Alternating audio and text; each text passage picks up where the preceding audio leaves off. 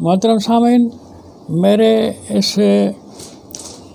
درس کے موضوع میں مختصر بات ہے کہ قرآن حکیم جو رب تعالیٰ نے نازل فرمایا اور بتایا کہ وَظَلَّلْنَا عَلَيْكُمُ الْغَمَامَ وَأَنزَلْنَا عَلَيْكُمُ الْمَنَّ وَالسَّلْوَىٰ كُلُوا مِن طَيِّبَاتِ مَا رَزَقْنَاكُمْ۔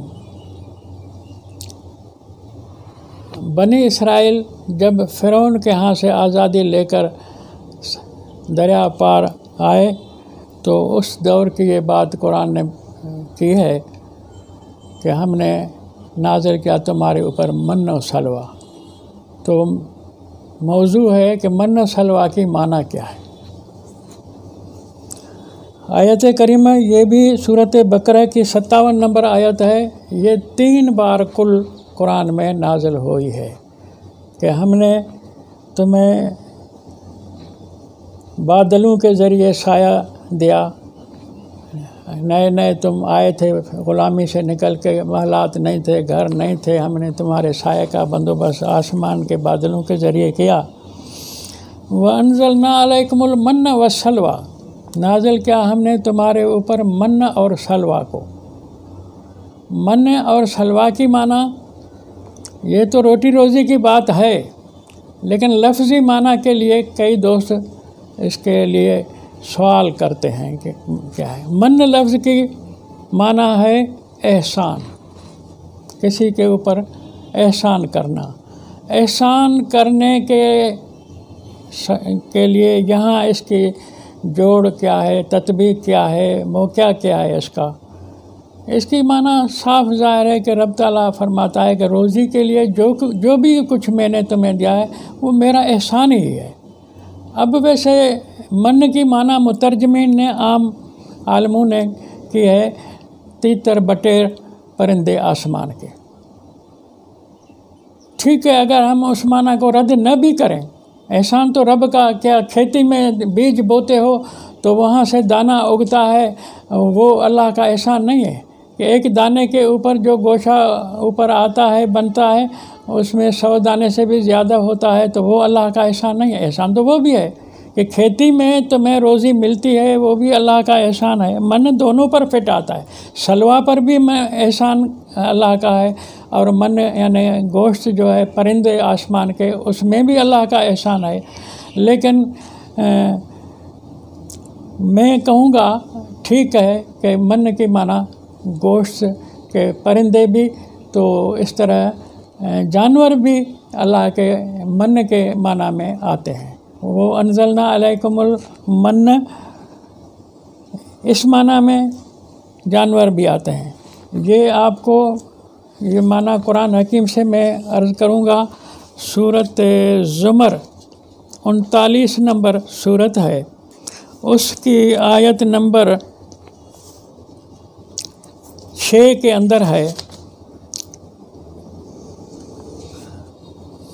خلقکم من نفس واحدۃ، رب تعالیٰ فرماتا ہے کہ میں نے تمہیں واحد مؤنث نفس سے پیدا کیا۔